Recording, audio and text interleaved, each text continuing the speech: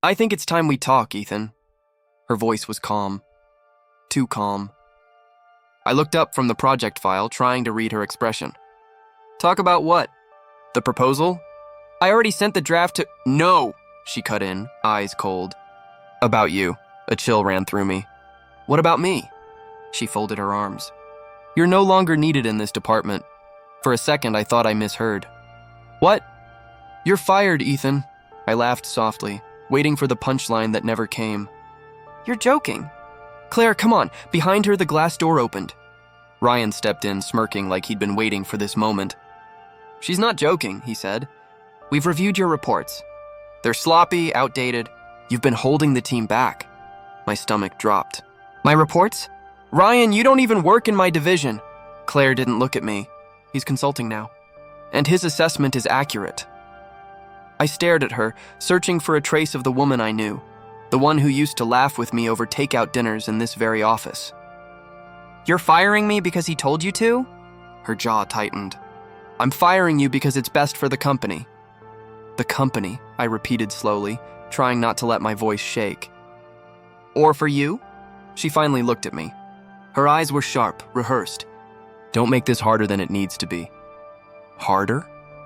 I stepped closer. You're ending my career and us and in the same breath. How could it not be hard? Ryan chuckled. Man, don't make it personal. I turned to him, anger flaring. You slept with my girlfriend and now you're lecturing me about being personal? Claire's eyes widened. Ethan, stop! No, I snapped. You could have told me. You could have been honest, she took a breath. You wouldn't have understood. I need someone who matches my goals. Someone ambitious. You're comfortable. I almost laughed again, but it came out broken. Comfortable? I worked 12-hour days for this company. For you. Her voice softened, almost pitying. You did your best.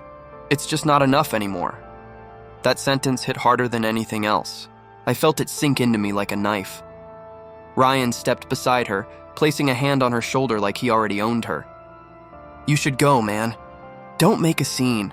I looked around the office, the same one where I'd stayed late, fixing her mistakes, covering for her meetings, building her success. Everyone outside was pretending not to watch. I could see their eyes flicker over their monitors, curious, afraid. I said quietly, Was any of it real, Claire? She hesitated. It was once. But people change, I nodded slowly.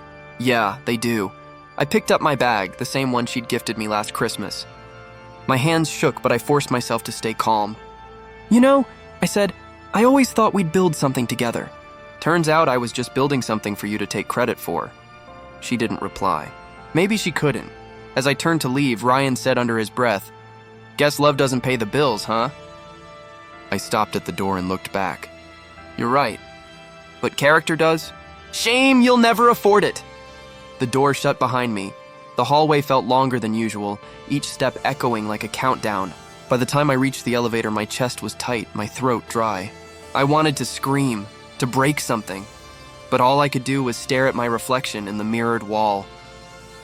Pathetic, I whispered to myself. You saw the signs. You just didn't want to believe them. When the elevator opened, Mason was waiting near the lobby. Hey man, He stopped mid-sentence. What happened? I swallowed hard. She fired me, his face darkened. Claire, you're kidding. I shook my head. Ryan was there too. Guess it was his idea of a power move. Unbelievable, he muttered. After everything you did for that company? Doesn't matter, I said quietly. It's over. Mason clenched his fists. What are you gonna do now? I looked toward the glass doors that led outside, sunlight hitting the street like it belonged to someone else. I don't know. Maybe start over. He grabbed my shoulder. You don't deserve this, Ethan. One day they'll regret it. I managed a weak smile. Maybe, but right now I just need to breathe. Outside, the wind was sharp, cutting through my jacket. The city moved on like nothing had happened. I stood there for a long moment, watching cars blur by, my mind replaying every word she'd said. You're no longer needed. The phrase echoed in my head, cruel and final. I wanted to hate her. I wanted to hate him, but all I felt was empty. Still, somewhere beneath the emptiness, a quiet voice whispered, Get up. I clenched my fists and whispered back, You fired the wrong man, and I walked away. leaving behind the life that had just ended and the one that was about to begin. "Any updates?" Mason asked, leaning against my kitchen counter. I stared at my phone. 2 rejections today.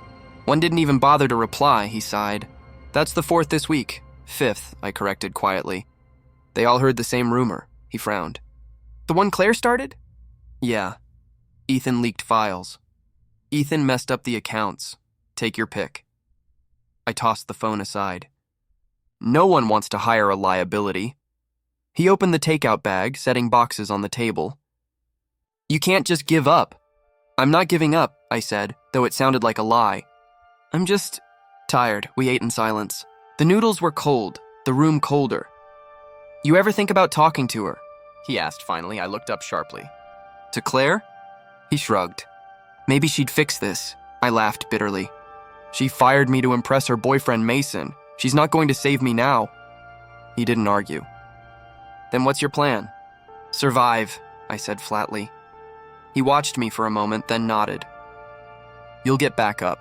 You always do." When he left, the apartment felt like a hollow shell. Bills piled on the counter unopened. My landlord's messages blinked red on the answering machine. I sat there staring at nothing until the clock struck midnight. The next morning, my mother called. "Ethan, did you eat?" "I'm fine, Mom. You sound tired. I'm just..." Between things, she hesitated. "I went to the pawn shop today." My chest tightened. "What? Why?" "I sold your father's watch. It covered last month's rent." "Mom, no. It's only temporary," she said gently. "You'll get back on your feet." I gripped the phone, fighting back tears. "I'll pay it back. Every cent. I know you will, sweetheart." Her voice cracked. "But don't let this break you." After we hung up, I sat on the edge of my bed, staring at the empty wall where his watch used to hang. That night, sleep wouldn't come. Every time I closed my eyes, I heard Claire's voice. "You're not good enough." I woke up drenched in sweat, heart pounding. The days blurred. Job applications, rejection emails, silence. Sometimes I walked by Dawson and Grant just to torture myself. Through the glass lobby, I'd see her, confident, smiling, like I'd never existed. One afternoon, Mason called again. "You home?" "Yeah." "Open the door." He was standing outside with a pizza box. "You need human contact," he said, stepping in. "And food that isn't instant noodles," I forced a smile. "You trying to save me?" "Trying to keep you from turning into a ghost." We ate on the couch. The TV flickered, showing news about the company's new product launch, her face everywhere. I couldn't look away. "She's doing great," I muttered. "She's doing fake great," Mason replied. "You don't know what's really going on behind that PR smile." "She's fine," I said quietly. "She always lands on her feet. I'm the one who hits the ground." He turned the TV off. "Then stop lying there." "Get up," I didn't answer. I just stared at the dark screen, my reflection staring back. Tired eyes, unshaven face, no spark left. "You know what's funny?" I said. "I thought losing her would hurt more than losing the job. Turns out it's the same thing." Mason leaned forward. "Then maybe it's time to stop living like both are still yours." His words hit hard. I didn't reply. When he left, I walked to the window. The city lights blurred through the rain. Somewhere out there, she was probably celebrating another promotion. I imagined her laughing with Ryan, sipping wine, never once thinking about the man she'd buried under her ambition. My phone buzzed. Another rejection. I deleted it without opening. In the silence that followed, I whispered, "Maybe she was right." The words stung, but they felt honest. Maybe I wasn't good enough. Maybe I'd built my entire worth around someone who saw me as disposable. I sank to the floor, hands over my face. For the first time, I didn't feel angry, just empty. The rain hit harder against the window. A steady rhythm that almost drowned out my thoughts. Almost. Somewhere deep inside, under the exhaustion and shame, a small voice whispered, "This isn't the end." I didn't believe it then, but I heard it. And for a second, that was enough to keep breathing. "Mail's here," the landlord shouted through the door. I barely looked up. "Leave it there." When the hallway went quiet, I shuffled over and picked up the envelope. No logos, no fancy address, just a plain white letter with my name written in pen. I tore it open. Small startup seeking part-time marketing support. Experience preferred.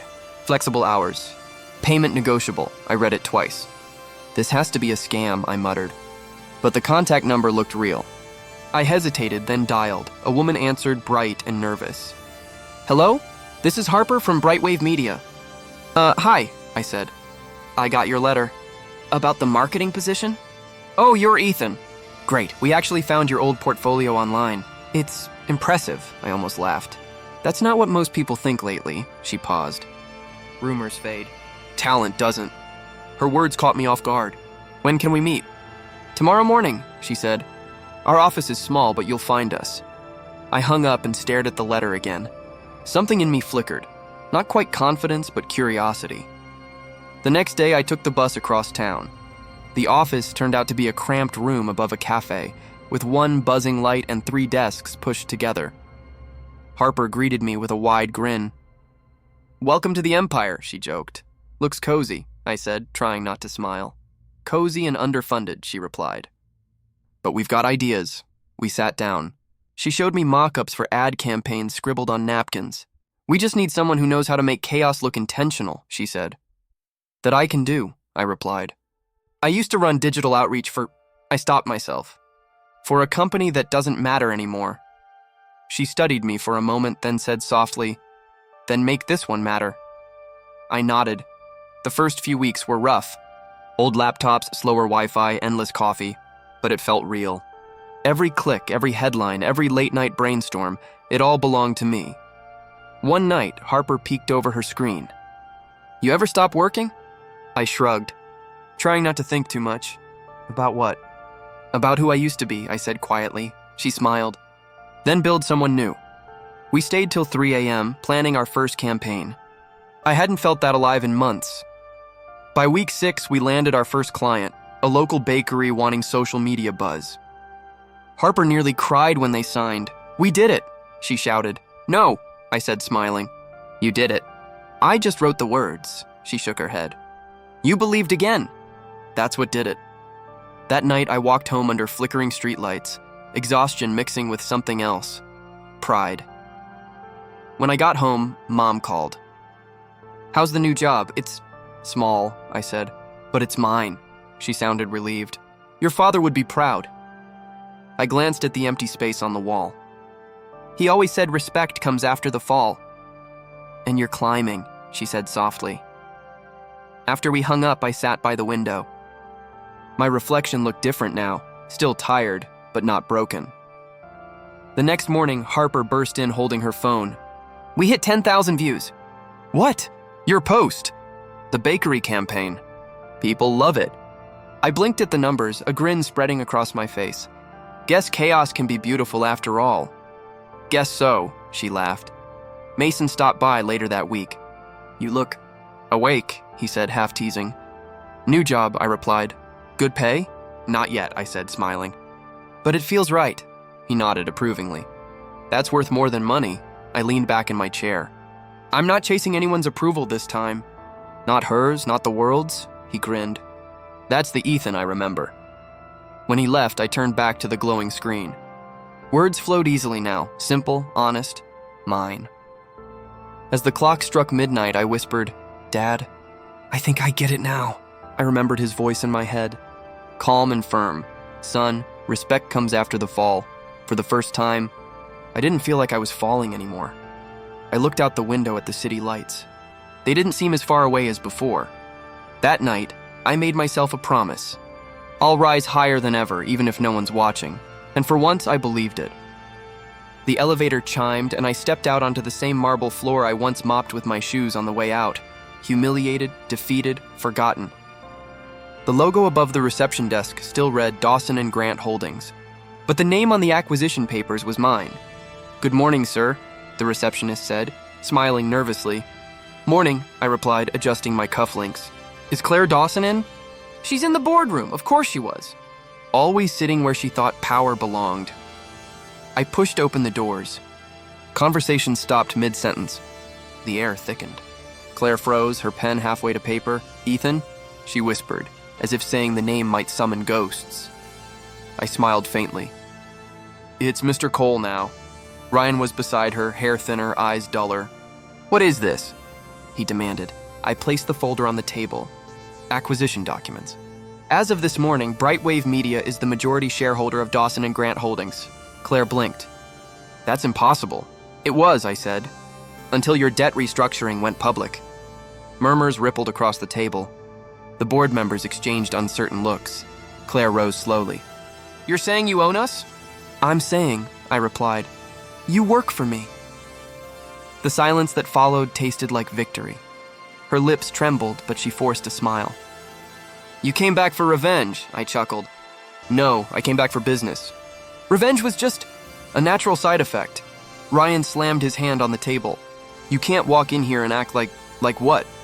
I cut in. Like the man you mocked? The one you said would never be good enough? He fell quiet. I turned to the board. Let's make this quick. I'm not here to relive old stories.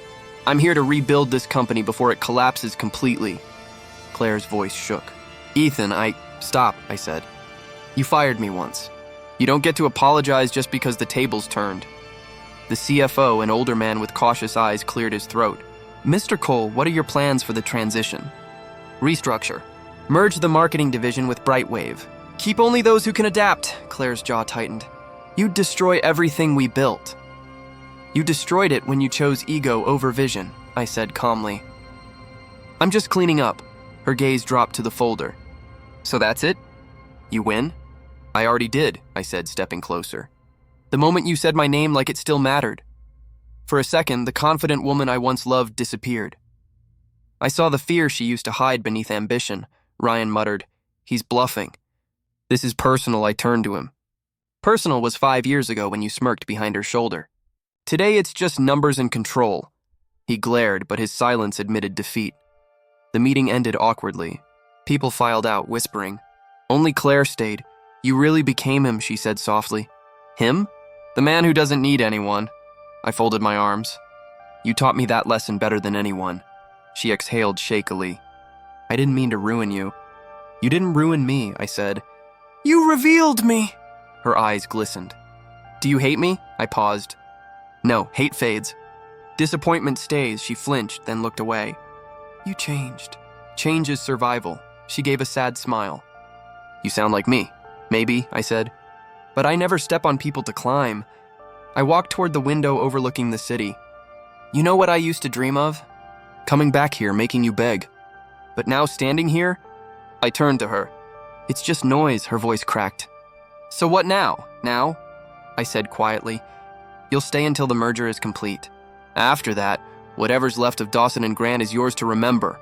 She swallowed hard. And you? I have another company to build. I started for the door. Ethan, she called softly. I stopped. Do you ever miss us? I didn't turn around. I miss who I thought you were. The door clicked behind me, sealing 5 years of ghosts inside. Outside, Mason leaned against the hallway wall, grinning. You really did it, huh? I did. Feels good? Better than I expected, I said. But emptier too, he nodded. That's success for you. Looks shiny, weighs heavy, I chuckled. Maybe. But at least this time, I'm holding it. As we walked toward the elevator, my reflection in the glass caught my eye. Suit crisp, eyes steady. No trace of the man who once begged to stay. Mason nudged me. Where to now, boss? Up, I said simply. The elevator doors closed, and for the first time, I felt the quiet satisfaction of control. Not over her, not over them, but over myself. The city skyline shimmered beyond the glass, the same view I once thought I'd never see from this height again. I smiled faintly. Respect comes after the fall, I whispered, and this time I'd earned it. The boardroom was colder than I remembered.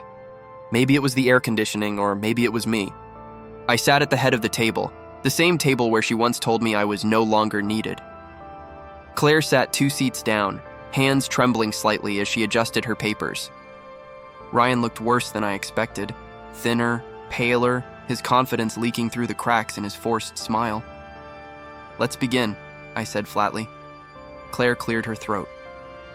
We didn't know it was you, Ethan. It's Mr. Cole, I corrected, leaning back. And no, you didn't know. You didn't care back then either. Ryan shifted uneasily. Look, this doesn't have to be personal. I raised a brow. Everything about this is personal. You made sure of that 5 years ago. Silence. The kind that eats through people's pride. Lily, my assistant, entered quietly and placed a folder beside me. The projections you asked for, sir. Thank you, I said, my tone calm, controlled. I wanted them to see it. Power without shouting. Confidence without mercy. Claire tried to recover her composure. We've had difficulties managing operations since the merger announcement, but we're adapting.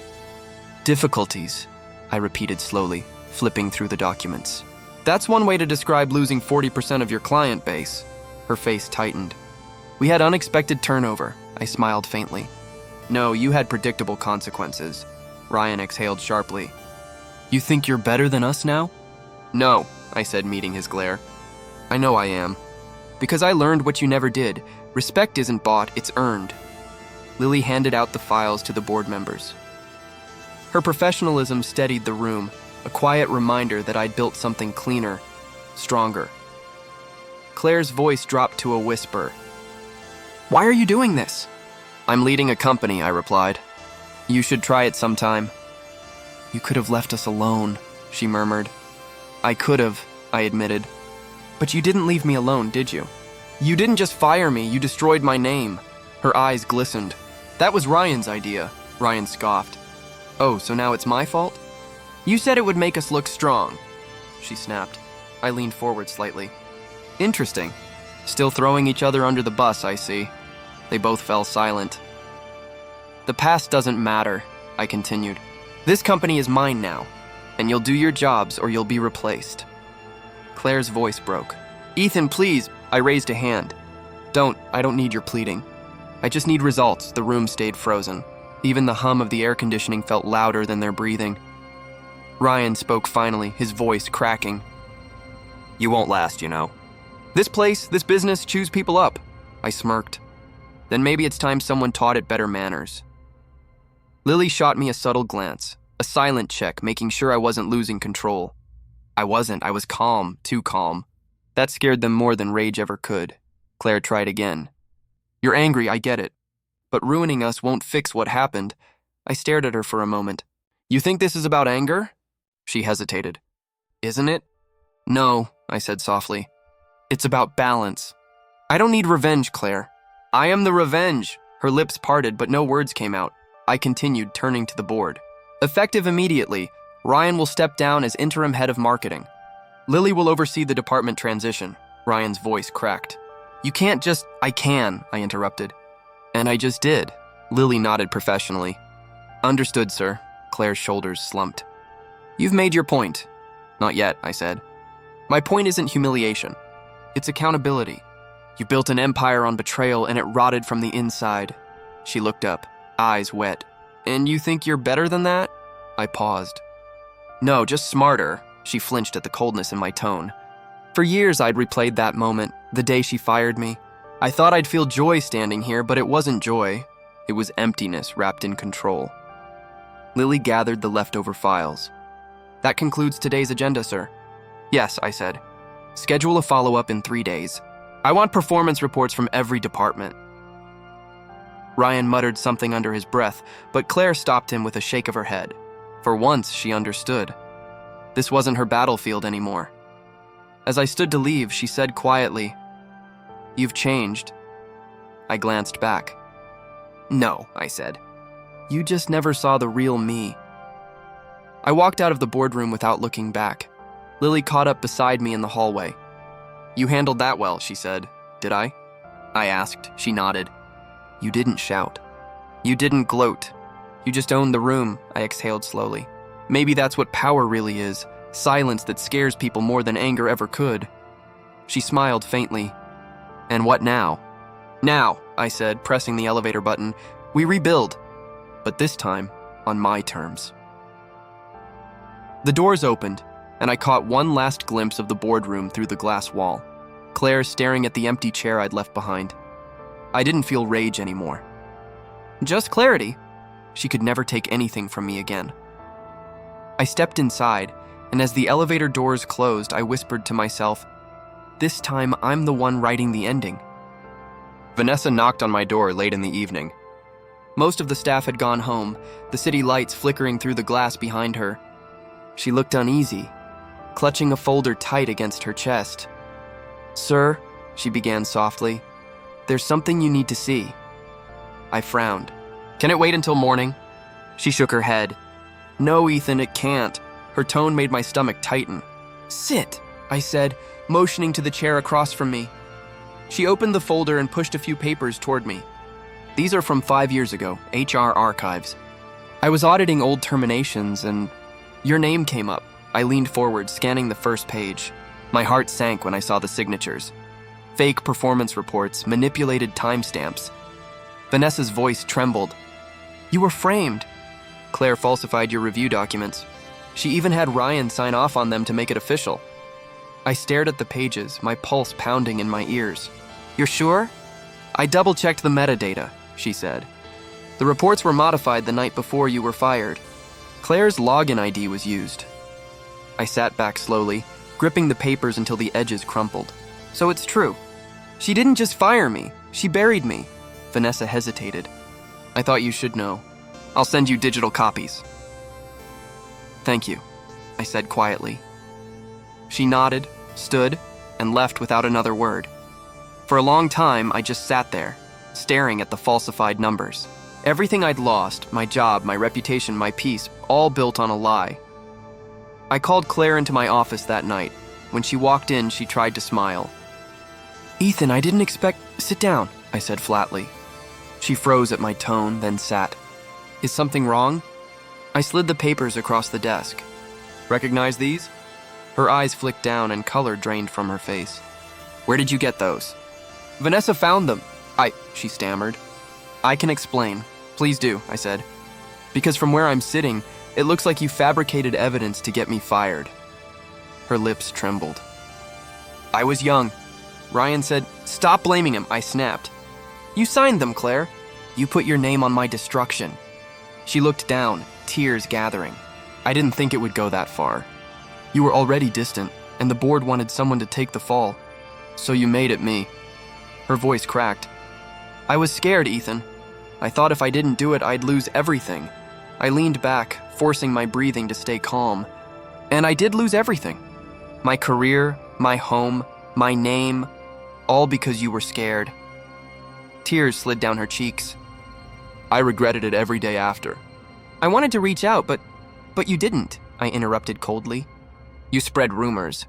You called me incompetent. You laughed when people mocked me." "I didn't know how to face you," she whispered. "Then why are you crying now?" "Because you're not supposed to be this calm," she said, her voice breaking. "You should hate me." I looked at her for a long moment. I did for a while. But hate burns out when you've already lost everything it was built on. She wiped her face with shaking hands. "You have every right to destroy me." I stood and walked to the window, watching the city lights below. "If I destroy you, I become you." She blinked, confused. "What does that mean?" "It means I don't need revenge," I said quietly. "The truth already did the job for me," she sobbed softly. "Ethan, please." I was young, stupid, pressured. I turned back, meeting her eyes. "You were selfish. That's all." She covered her face. "You don't understand what it was like back then. Everyone expected perfection." I walked closer. "No, I understand perfectly. You wanted power more than people." Her shoulders shook. "If I could take it back, I would." I exhaled slowly. "You can't. The past doesn't have a refund policy." She looked up at me desperately. "Say something. Anything." I stared at her, the woman who once owned my heart, now just a stranger hiding behind guilt. "Sometimes silence hurts more than words," I said. She froze, eyes wide. I gathered the papers, stacked them neatly, and placed them back in the folder. "You'll step down quietly. Effective tomorrow." Her mouth opened, but no sound came out. "If you refuse," I added, "these documents go to the board. And trust me, they won't be as forgiving." Claire swallowed hard. "You're not giving me a choice." "I never had one," I said. She stood shakily. "Is this really who you've become?" I looked her dead in the eyes. "No. This is who you made me." Her lip quivered, but she said nothing. She turned and walked out of my office slowly, shoulders slumped, head bowed. When the door closed, I sank into my chair. The silence was suffocating, not because I wanted her back, but because the truth had arrived too late to mean anything. Lily peeked in a few minutes later. "Everything okay, sir?" I nodded. "It is now." She glanced at the folder. "Was it what you expected?" "No," I said quietly. "It was worse." She stepped closer. "What will you do with it?" "Nothing," I said. "Justice doesn't need a stage. It just needs to exist." Lily hesitated. "And her?" "She'll live with it," I said, leaning back. "That's punishment enough." For a long moment, neither of us spoke. The city lights shimmered across the window, reflecting back a man I barely recognized, colder, calmer, complete. I whispered to myself, "The truth doesn't heal. It just stops the bleeding." And that night, for the first time in years, I didn't dream of her. When the news broke, I was in a meeting with the acquisitions team. Lily's phone buzzed first, then mine, then everyone else's. Screens lit up with the same headline: Ryan Hawthorne investigated for fraud. The room fell silent. Lily whispered, "Isn't that Claire's partner?" I nodded slowly. "Was," she hesitated. "Do we go send flowers?" I almost smiled. No, let her drown in her own bouquet. By noon, every business site was tearing them apart. Ryan's company imploded overnight. The board of Avarice Capital panicked, and by the next day, investors wanted blood, Claire's blood. When I saw the live stream of her press conference, I almost turned it off. Almost. She stood behind a podium, her voice shaking. "These accusations are false. Avarice will remain strong under my leadership." But the camera zoomed in and I could see it. The fear. The same fear I'd once felt when she called me into her office years ago. I muttered under my breath, "Now you know how it feels." Later that evening, Lily knocked gently on my door. "You should see this." She handed me her tablet. A clip played. Claire arguing with her board members. "Please, give me time," Claire pleaded. "We can recover if we stay united," a man's voice cut in. "You falsified reports, Claire. You misled shareholders." Her face went pale. I didn't mean to." Another voice. "You're done." The video ended with her walking out of the room, cameras flashing, her composure shattered. I leaned back, silent. Lily studied me. "You're not smiling?" "No," I said quietly. "It's not joy, it's closure. After everything she did." I looked at the dark window. Karma has a better sense of timing than I ever did. The next morning, my assistant buzzed me. "Ethan, she's here, I froze." "Claire?" "Yes, sir. She insists on seeing you." I exhaled slowly. "Send her in."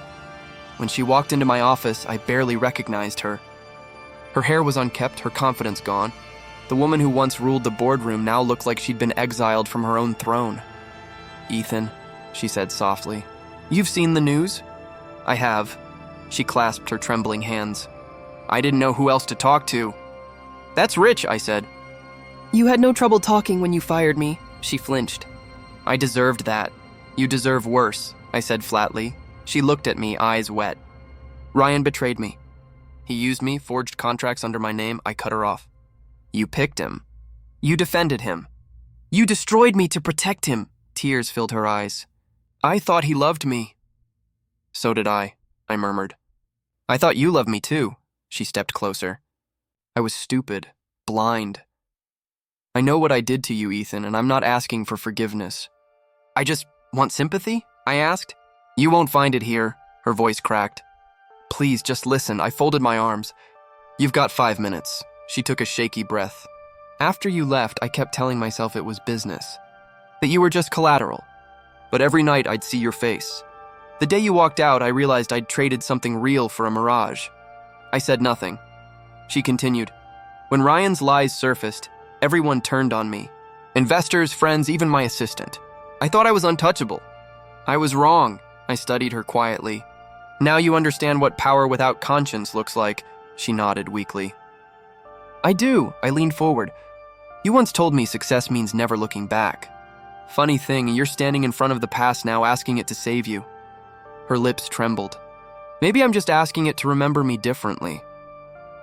"I remember everything," I said coldly. "Every word, every smirk, every moment you made me feel small." Her tears fell freely now. "I wish I could take it back." You can't. I know. She swallowed hard. But maybe we could start over. As partners or as something else, I almost laughed. You want to rebuild with the man you burned alive? She took another step. Ethan, please. I've lost everything. The house, the board, my reputation. You still have your excuses, I interrupted. Those seem indestructible. She wiped her cheeks, her voice trembling. I'm not the same woman. No, I said. You're what's left of her. She stared at me helplessly. So this is it? I stood, meeting her eyes. You fired the wrong man, Claire. She blinked, confused. And now, I said softly, you're fired too. She froze.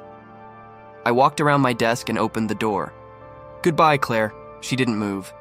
Ethan, please, don't do this. I'm not doing anything, I said. I'm just letting the universe finish what you started. She looked around the office, my office, the same space she'd once ruled over. The irony hung between us like smoke. Her voice broke. You won't even look at me? I met her gaze one last time. I did. And I saw the ghost of a woman I used to love. She's gone. Her breath hitched. You're enjoying this. No, I whispered. I'm surviving it. She turned slowly, walked toward the door and paused. I hope one day you find peace. I already have, I said. You're just not part of it. The door shut behind her with a quiet click. I stood there for a long time, staring at the empty space she left behind. Lily entered a few minutes later. She's gone? Yes. She looked broken, I nodded. Queens always do when the crown finally falls. Lily hesitated. Was it worth it? I looked at the city skyline, the reflection of my own face in the glass. It wasn't revenge I wanted, I said slowly. It was balance. Did you get it? Enough to breathe, I said. She smiled faintly. Then maybe that's all that matters. Maybe it was. Watching Claire fall wasn't victory. It was symmetry. The universe correcting itself one shattered ego at a time. I turned off the lights, leaving the office in shadow. Her scent still lingered faintly and expensive. Fading, irrelevant. As I walked out, I whispered, "Good night, Claire." The words echoed softly through the dark, like a requiem for the queen she used to be. Ethan, you're late again, Lily said, arms crossed as she leaned against my office door. I looked up from the endless pile of reports. Just wrapping this up. She stepped inside, placing a cup of coffee on my desk. You said that 3 nights in a row. Building an empire takes consistency, I said lightly. Building peace takes rest, she countered. I sighed. You sound like my mother, she smiled faintly. She sounds like someone who cares, her words lingered. I hadn't realized how mechanical I'd become, efficient, sharp, unfeeling.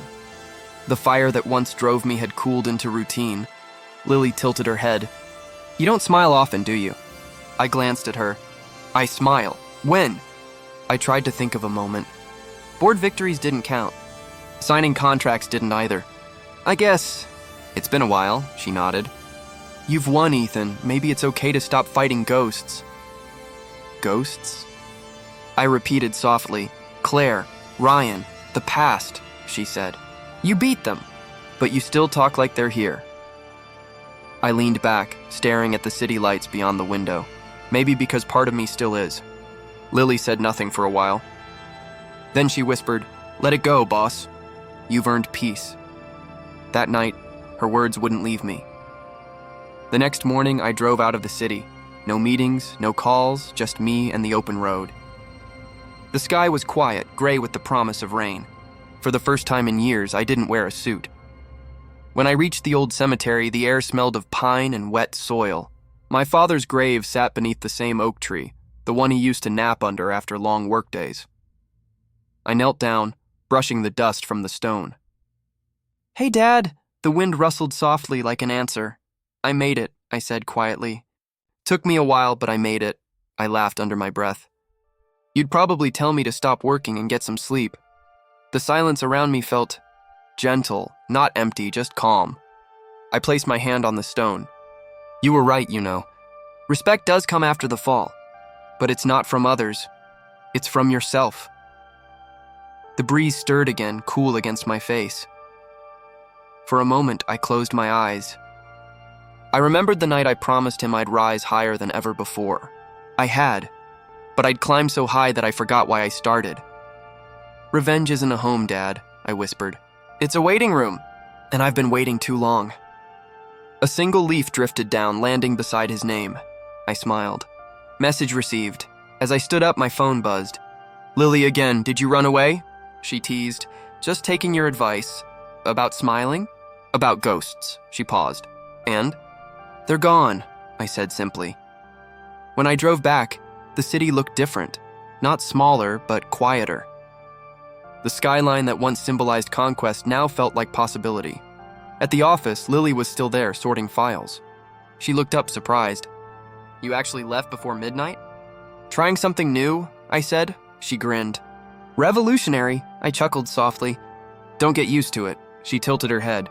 You look lighter. Maybe I finally remembered who I am without the anger, I said. That sounds like closure. It feels like breathing, I replied. We stood there for a moment, just watching the sun fade behind the skyline. Lily broke the silence. So what now? Now? I smiled. We build. But this time, for the right reasons. She nodded. And if the past comes knocking again, I'll thank it, I said, for teaching me what not to become. Later that night, I sat alone in my office. The city lights reflected on the glass, the same city that once watched me fall and rise again. I opened the drawer and pulled out an old photo, Claire, Ryan, and me at a company event. We looked invincible back then. For the first time, I didn't feel bitterness, just distance. You were part of my story, I whispered. Not the ending. I tore the photo neatly in half and dropped it into the bin. Then I looked out the window, breathing in the stillness. No guilt, no anger. Just quiet. Lily's voice echoed faintly in my head. You've won. Maybe it's okay to stop fighting ghosts. She was right. The war was over. I wasn't the man they broke anymore. I was the man I rebuilt. Stronger, calmer, unafraid of silence. As I turned off the lights, I caught my reflection in the glass. For the first time in years, I saw myself smiling, and it wasn't for victory. It was for peace. The ballroom buzzed with soft laughter and the clinking of glasses. I stood near the stage watching my team, people who believed in me when no one else did. For once, the noise didn't bother me. It felt earned. Lily appeared beside me, holding 2 glasses of champagne. You look like someone finally enjoying success, she teased. I smiled faintly. Still getting used to it. She handed me a glass. You've been CEO for 6 months, Ethan. I think it's safe to exhale. I'll exhale when this company outgrows every name that once looked down on us, I said, half joking. She nudged my arm. Still chasing ghosts? I laughed softly. Not anymore. Now I'm chasing goals, her eyes softened. So what's next, boss? I looked around, faces filled with pride, laughter, sincerity. No politics. No betrayal. Just unity. We build, I said simply. She smiled. That's it? No big speech? No dramatic vow to conquer the world? I grinned. I've already done the conquering part. Now I just want to create. We stood in silence for a moment, watching the team raise toasts across the room. Mason was there too, waving from a table near the back. You still owe me dinner for dragging you out of that apartment years ago, he called out. I laughed. Put it on the company account. Lily rolled her eyes. You're impossible. I prefer ambitious, I said. She tilted her head. Ambition used to sound like revenge when you said it. Now it sounds like hope. Her words caught me off guard. She wasn't wrong. The hunger that once came from pain now came from purpose. The lights dimmed as the event director signaled for my speech. Lily whispered, "Go make them believe like you made me." I took a breath, walked up to the stage, and looked out at the crowd. 5 years ago, I began, I walked out of a company thinking I'd lost everything. Today I stand here because I finally understood. Losing everything gave me space to build what was truly mine. The room was silent. I continued, "We've built something special, not from power or revenge, but from resilience. Every one of you has turned failure into fuel, and that's what defines us." Applause filled the hall. I smiled, not out of pride, but gratitude. After the speech, Lily joined me again as people began to disperse. "You didn't mention names," she said. No jabs, no call-outs. "I'm impressed. I've said enough to ghosts," I replied. "This story isn't about them anymore." She nodded slowly. "Then it's about you." Not even that, I said. It's about us, the people who kept moving. Her smile was soft, proud. You've changed. I had to, I said. You can't rebuild a future with the same hands that held on to the past. She tilted her glass toward me. To new beginnings? To better ones, I said, clinking mine against hers.